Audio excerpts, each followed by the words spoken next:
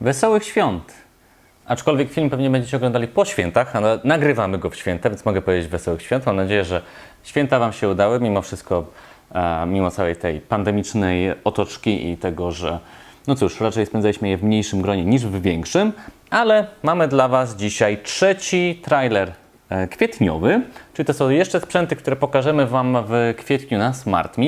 Jest ich kilka, więc będzie się działo i zapraszam.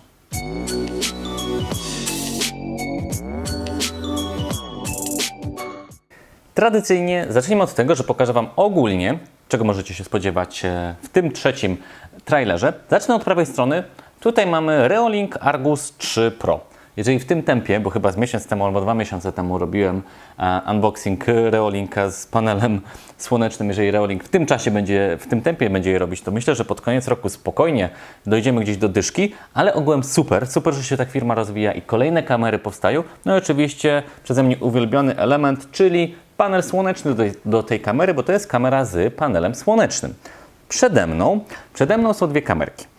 Kamerka Yale wewnętrzna oraz zewnętrzna z światłem i z syreną. Yale to jest firma, która między innymi niedawno przysłała mi zamek do drzwi z HomeKit i muszę Wam powiedzieć, spoiler alert przed recenzją, nareszcie zamek, z którego jestem w pełni zadowolony i który spełnia moje oczekiwania, więc w końcu udało się, cieszę się super. Później coś, co nie do końca jest smart, ale aktualnie mam taki projekt, że tworzę zautomatyzowane, inteligentne miejsce pracy i szukałem też fajnych jakichś sprzętów, które mogły się pojawić na biurku. I tak trafiłem na firmę Oakywood, która tworzy bardzo fajne akcesoria. I tutaj mam uchwyt na słuchawki z ładowaniem bezprzewodowym. Wszystko jest z drewna oraz coś, co i tak stwierdziłem, że muszę Wam pokazać, czyli uchwyt na laptopy. Walają mi się, powiem szczerze, jeżeli coś na nich robię, a teraz w końcu jest na nich miejsce, więc i tak Wam po prostu pokażę tak z ciekawości. A tutaj mam od Grześka Sterniczuka Zigbee CC2 2652, które dostaliśmy również na testy z antenką, z portem specjalnym, więc też Wam zaraz pokażę, jak one wyglądają już wydrukowane na drukarce 3D. Czyli dla każdego coś fajnego w tym trzecim trailerze. No i zapraszam do odpakowywania. Zaczynamy od kamery z panelem słonecznym. Druga kamera z panelem słonecznym, która wylądowała na moim stole, od tej samej firmy co poprzednia, ale jest Reolink Argus 3 Pro. To jest ta kamerka, którą dzisiaj będę dla Was odpakowywał. Możecie zobaczyć, że jest to pierwszy raz, gdy ją zobaczę, bo jest nawet specjalna pieczęć, która mówi, żebym nie przyjmował tego sprzętu, jeżeli jest przerwana. Nie była przerwana, co się rzuca na pierwszy rzut oka. 4 megapiksele, sporo, jak na taką kamerę, ale pojawia się nam na samym przodzie. No i że aplikacja jest w App Store i w Google Play, czyli normalnie tak, jak być powinno. Dobra, biorę swój nożyk. Rozkminiam, jak to przeciąć. Tutaj chyba jest najbezpieczniej. Dobra. Hasełko dalej niezmienne. Be prepared, be Reolink. Ale chwytliwe, więc ok. A tutaj macie drugi raz. Tylko w innej kolorystyce. Dobra. Co my tutaj mamy? Pewnie instrukcja. Dokładnie. Instrukcja. Znowu mamy dużo naklejek. Możecie cały dom obkleić, albo sąsiada i będzie miał zagwozdkę, o co chodzi. Bo to jest w różnych językach. A po polsku nie ma. Moglibyście dorzucić jeszcze jedno ekstra. Byłoby fajnie. Ale okej. Co my tutaj mamy? Chyba element mówiący nam, jak ją zamontować. Tak kojarzę, że coś podobnego było w innych kamerkach. No i tutaj mamy jakieś deklaracje, że wszystko jest ok. Gdzieś tam z Hongkongu, ale jest po angielsku. Wszystkie normy spełnione. To jest całkiem spoko, bo mamy coraz więcej tego sprzętu, również z Chin. Ale pojawia się takie pytanie, dobra, wsadzicie sobie jakiś przekaźnik do gniazdka, zapłonie albo cokolwiek innego, przychodzi człowiek z ubezpieczeń i mówi, że hello, To było nieautoryzowane, więc nie dadzą Wam ubezpieczenia. Więc dobrze, że dorzucają takie certyfikaty, dzięki czemu wiemy, że ten sprzęt no, może być wykorzystywany. Ale idźmy dalej, idźmy do głównego punktu. To sobie wszystko odsuwam. Zacznę od kamery. O, ciężka. Krzysiek ją będzie recenzował, ale ściągnę to dla niego. Potem przykleję z powrotem. Tak wygląda kamera. Tutaj widzę, że są te lampy takie, które się odpalają pewnie jak zostanie wykryty ruch. Wyglądają na potężne, więc jest w porządku. No, cały obiektyw też niczego sobie. Tutaj widzę, że jest to zasilane przez USB mikro USB. Mógłby być USB-C. Taka, nie wiem, opinia moja, bo mam dużo kabli i powiem szczerze, że chcę się jak najbardziej ich pozbywać, ale ok. Jest mikro USB. Tutaj widzę, że mamy różnego rodzaju uchwyty. Czyli możemy ją mieć pod kątem. Możemy ją mieć bezpośrednio, na przykład jak rodzaju na ścianie. A tutaj to sobie przesunę, żebyście to lepiej widzieli. Dobra. Tu jest też uchwyt na kamerkę. Dokładnie. Tutaj mamy wkręty, elementy montażowe. Dużo ilość wkrętów, czyli całkiem fajnie, bo możecie sobie ją zamontować na różne sposoby i od razu jakby sam producent daje nam te rzeczy, więc fajnie. No i kabelek mikro USB oraz pasek. Dobra. I tak wygląda kamera, tak wygląda wszystko to, co z nią dostajemy. A teraz czas na panel. Znowu muszę odpakować, aczkolwiek podejrzewam, że panel będzie wyglądał identycznie jak ten poprzedni. Takie jest moje podejrzenie. Zobaczymy, czy będzie poprawne. Dobra, udało się.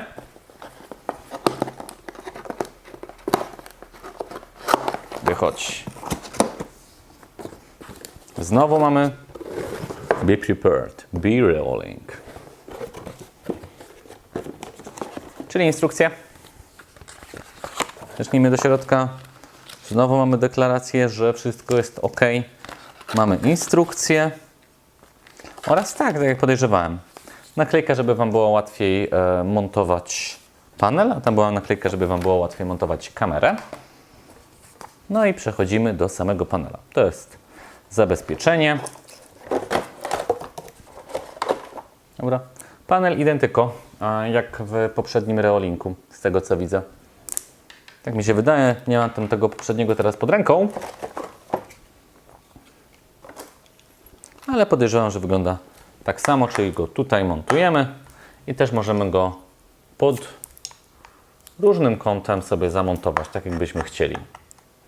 Ogółem jestem mega zwolennikiem takich rozwiązań, bo nie potrzebujecie tutaj w tym wypadku żadnych baterii czy stałego zasilania, nic, tylko taki panel. Oczywiście jest kwestia tego, że jak wsadzicie to nie wiem, pod dach do jakiejś komórki, to za dobrze nie zadziała, tak? Czyli to musi mieć dostęp do słońca. Ale niemniej jednak bardzo mi się podoba idea, cieszę się, że Reolink ją rozwija. No i oczywiście recenzja w kwietniu na Smart Me. Kolejny sprzęt, nie do końca smart, nie do końca smart home, aczkolwiek trochę tak.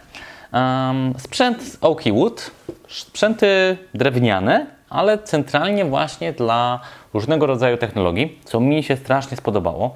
A jak dostałem tam właśnie sprzęty na testy i zobaczyłem ich jakoś wykonałem, stwierdziłem, że muszę je po prostu mieć, bo są cudowne i to jest coś, czego szukałem. Zaczynamy od tego, czyli tutaj mamy uchwyt na słuchawki z możliwością ładowania indukcyjnego. Testowałem zarówno telefony, jak i AirPodsy Pro, na tym położycie i one się ładują. Ja od kiedy mam te sprzęty i od kiedy sobie zrobiłem swoje właśnie biurko, to zawsze miałem taki problem, że mniej więcej około 16-17 wszystko mi padało. Po prostu wszystko, co miałem, od zegarka, przez telefon, przez laptopa, wszystko, co mogło być rozładowane, to było rozładowane, co było dużym problemem, między innymi dla kręcenia naszych filmów. A od kiedy mam te rzeczy i wszystko mi się ładuje wokół mnie, no to problem zniknął. Jest genialnie. Druga rzecz to jest to, co Wam wspominałem, czyli laptopy Nawet jak są ładne, bo ja osobiście uwielbiam MacBooki, to zarówno te najnowsze, jak i super stare. Wszystkie są dla mnie piękne. Tak jak leżą jeden na drugim albo jakoś porozwalane, to nie jest to zbytnio estetyczne. A tu jest taki dock na laptopy. On nie ma w sobie żadnych jakichś portów, czy tam nic za bardzo nie podłączycie, ale można go bardzo fajnie wykorzystać. Dobra, zaczynamy od tego, czyli wyciągnę ten stojak. Tak wygląda stojak. W zestawie jeszcze dostajemy czarny kabel. To wszystko jest drewno. Ja akurat wziąłem sobie dąb, bo w tym kolorze mam meble. Tu sobie dajemy nasze słuchawki. Podpowiedź najlepiej bezprzewodowe, bo z przewodowymi i z tym kablem to wygląda so-so. Na przykład Tronsmarty, które Wam pokazywałem w zeszłym miesiącu. A tutaj jest podstawka indukcyjna, na którą położycie jeden sprzęt. No i to mogą być zarówno słuchawki, jak i telefon. Wszystko, co się w standardzie QI ładuje. I mówię Wam, działa to naprawdę fajnie. Jedyne, o czym trzeba pamiętać, żeby na przykład, nie zostawić takich słuchawek na dzień, noc, bo zauważyłem, że AirPodsy Pro, jak są zostawione na ileś godzin ładowania, no to po prostu zaczyna się to pudełko grzać, więc etui. Więc pamiętamy o tym, żeby ono nie było tam non-stop. I druga rzecz, czyli ten dock, o którym Wam wspominałem. Dostajemy jeszcze przy okazji instrukcję i tu, która nam bardzo ładnie pokazuje, jak możemy to sobie zamontować. A tak wygląda sam dock. Jak widzicie, nie jest to jakiś rocket science, ale bardziej chodzi o jakość wykonania i o to właśnie, do czego to służy, czyli możemy sobie tutaj dwa MacBooki włożyć. Możemy nawet podpiąć kabel mikro USB albo jakiegoś huba, dzięki czemu będą po prostu fajnie stałe, na przykład będą w ten sposób połączone z monitorem. O, zobaczcie. Teraz Wam pokażę, jak wyglądają takie dwa laptopy w to wpięte. I tak wygląda ten zestaw. Tutaj mamy dwa laptopy, które sobie wkładamy w ten sposób. To jest Magdy, to jest mój.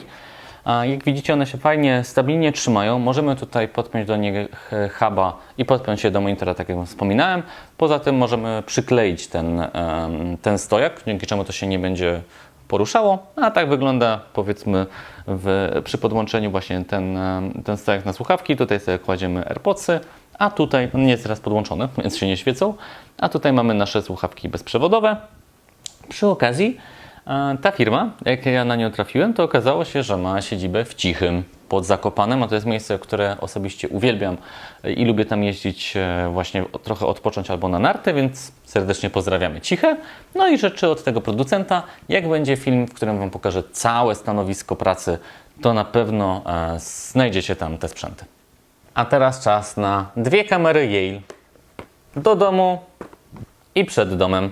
Dwie kamerki, które Wam za chwilkę odpakuję i no cóż, razem zobaczymy, jak one wyglądają, bo tutaj też mamy zabezpieczenia, żeby im tutaj bananów nie wsadzili, albo ziemniaków, albo kto wie czego. Szczęście miałem farta w życiu, nigdy nikt mi nie wysłał ziemniaków, ale na Elixie wiele razy próbowali mnie oszukać. A, tu jest jeszcze zabezpieczenie. No, tacy sprytni. Jeszcze tu, jeszcze gdzieś? Dobra, weź się przetnij. Dziękuję. Dobra. Nie wiem, czy słyszycie te dźwięki. Albo jest trzęsienie ziemi, albo mój sąsiad odpalił wieżę. Dobra. Wyciągam opakowanie. Wyciągam kamerę, ona jest tak z kablem cała. Dobra. Ściągnijmy te zabezpieczenie i pokażmy Wam ją w pełni okazałości. Tak wygląda kamera zewnętrzna. Tutaj mamy, widzę, światło, które zaświeca się, gdy jest ruch. Tutaj mamy obiektyw. Taka kwadratowa. W sumie trochę wygląda, jakby miała minkę, nie? Jedno oko, drugie oko, tu ma buzię. Tak, szczęśliwa kamerka. Fajnie, podoba mi się. Co tutaj? Wow, jakie duże pudło. Brzmi jak prezenty.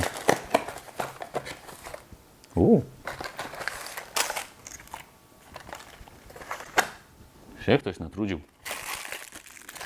Matko jedyna.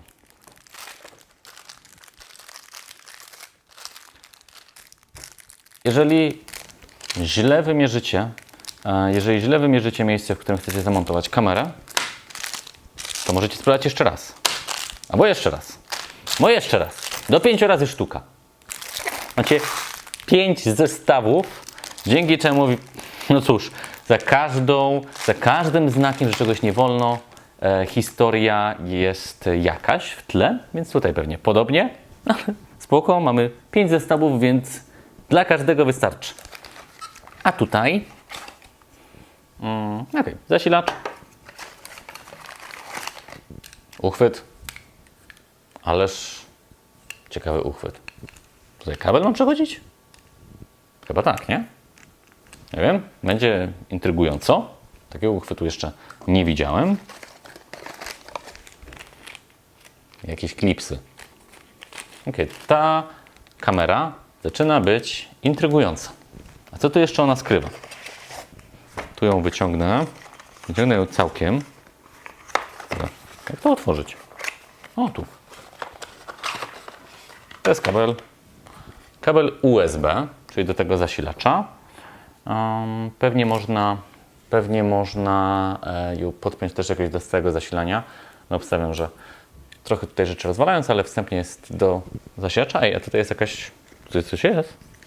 No co to jest? Tu coś jest? No proszę, ale sprytnie ukryte. Tu jest wejście na kartę microSD i przycisk resetu. Musicie mu tylko głowę urwać. Proszę, przepraszam. Dalej? Dalej mamy instrukcję, kamerę. Dobra. Oraz kolejny raz mamy naklejkę, która nam pomoże ją zamontować. Kolejna kamera, która to posiada. Super. Bardzo fajnie, że producenci tak do tego podchodzą. Zrobiłem tutaj trochę trochę miszmaszu na stole, więc cięcie i przechodzę do drugiej kamery. Najlepszym sposobem na sprzątnięcie stołu jest przesunięcie wszystkiego poza kadr. Tak się właśnie stało. Więc dobrze, że nie widzicie, co tu się dzieje dookoła mnie. Ale przechodzę dalej i odpakowuję następną kamerę.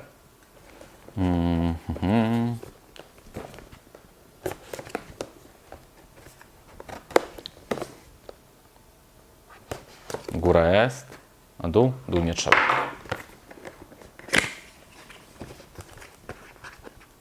Tutaj na górze mamy jakieś pudełeczko. Dobra. Pudełeczko jest na górze, więc pudełeczkiem się trzeba zająć. Pudełeczko jest po prostu ochronką. Dobra. To tyle z pudełeczka? Dobra. Mamy taką minionkową kamerę. Jak to otworzyć? Dobra. Cyk. Centralnie kolejny minionek, ale taki zwarty, nie? I trochę taki silny minionek i trochę łysiejący, jak ja. Ale okej. Tak mi się skojarzył. Ale fajna kamerka. Taka czarna. Zastanawiam się, czemu aż tutaj jest to pole. Aha, pewnie po to, żeby ona mogła się też w ten sposób obrócić.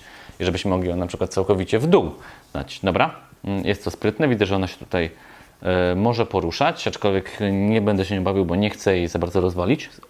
Plus mamy wejście micro USB, ale też mamy wejście na kabel ethernetowy.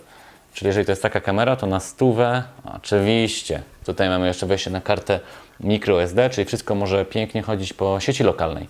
No, Yale dobrze podeszło profesjonalnie do sprawy. Co tutaj jeszcze znajdziemy?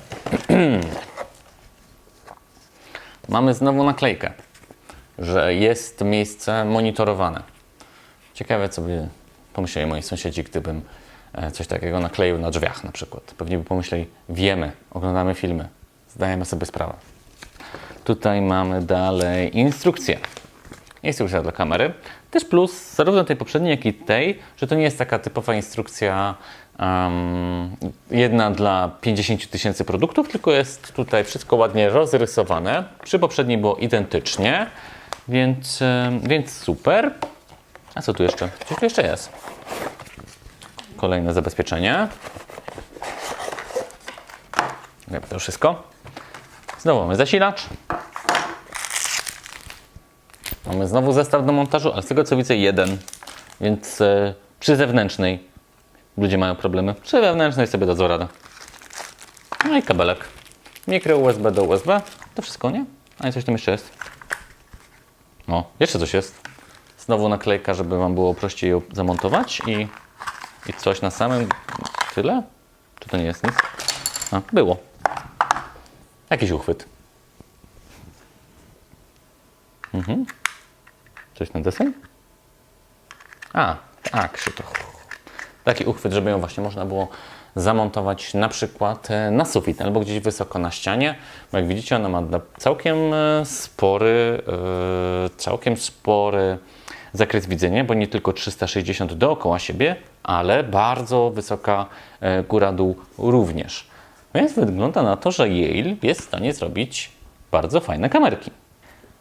I oto wisienka na torcie, czyli bramki Zigbee otwarte. Więc jeżeli macie Home Assistant, to właśnie takie bramki powinny Was zainteresować, bo dzięki nim jesteście w stanie połączyć wielu różnych producentów.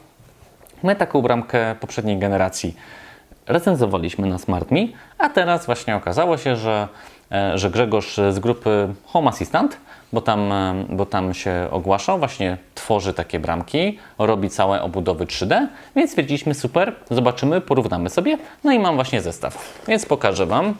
To jest taki zestaw dla mnie, który przygotował, oczywiście to jest za każdym razem, to nie jest jakaś wielka firma, ale kibicujemy, więc z chęcią pokażemy Wam. Mamy akurat dwie bramki, tutaj mamy anteny do nich, bramki i czujnik do kwiatków też jest, więc bardzo fajnie. Tu jest sama bramka CC czy CC, nie wiem, czy to się powinno wymawiać po polsku, czy po angielsku. Ja sobie mówię po polsku. Tak sobie zamontuję antenkę. Tak ją wpinamy do naszego serwera, dzięki czemu możemy podłączyć wszelkiej maści urządzenia Zigbee do niej, więc to jest super rzecz. Obudowa fajna na drukarce 3D zrobiona. Oczywiście nie jest to, nie wiem, jakoś super wysokiej jakości produkt, ale powiem szczerze, że jeżeli chodzi o domowe sposoby, czy właśnie coś takiego, to bardzo fajnie. Fajnie, że takie drukarki się pojawiły i można tworzyć takie bramki, więc podoba mi się. Dalej mamy przycisk do parowania. Tutaj są konkretne przyciski, jak widzicie, nawet z diodą. To wszystko jest homemade. Genialna rzecz, jak dla mnie. Druga bramka. Wyciągam. Dalej mamy obudowę czarną, gdybyśmy woleli. I powiem szczerze, że tutaj mi bardziej zdecydowanie pasuje. Czarna obudowa. Tak samo dla przycisków. Więc dwa kolory, biel i czerń. No tu mamy jeszcze więcej tych obudów. Proszę bardzo. Cały zestaw. A tutaj zapakowany czujnik do kwiatków. Kiedyś Wam pokazywałem też Mi Florę od Xiaomi, którą mogliśmy dostać. A tutaj widzicie, tak wygląda. Nawet mi baterię dorzucił. Ale super, dzięki. Energizery, więc ja sobie je wsadzę. One działają też po Zigbee, więc myślę, że będą działały znacznie lepiej niż tamte. Niż tamten czujnik, który miałem. No i tak się to prezentuje. Więc wygląda naprawdę ciekawie. I recenzja już wkrótce na SmartMe, już w kwietniu. Krzysiek zapewne je dostanie. I to jest ostatni sprzęt na dzisiaj. Jeżeli Wy tworzycie jakieś sprzęty Smart Home, to oczywiście podsyłajcie je nam. My w ramach tego zaprezentujemy je światu i naszym widzom, bo chcemy strasznie promować świat Smart Home i uważam, że to jest genialna rzecz. I cieszę się, że nie tylko mamy polskich producentów, ale mamy dosłownie osoby, które są w stanie tworzyć takie super rzeczy. Oczywiście, że ta bramka jest ogólnodostępna. Możemy ją sami zrobić, no ale taki już gotowy produkt, to już się trzeba namęczyć, więc się cieszę. Cieszę się, że się u nas pojawił, cieszę się, że ta recenzja się pojawi i to już jest ostatni trailer na kwiecień, więc to tyle. To zobaczycie w kwietniu. Więc jak sobie odpoczycie te 3 filmy, to będzie tego mnóstwo najróżniejszych sprzętów. No oczywiście ja Was zapraszam w kolejnym miesiącu na kolejny trailer już na maj, a ja siadam do zabawy tymi wszystkimi rzeczami. Już się nie mogę doczekać.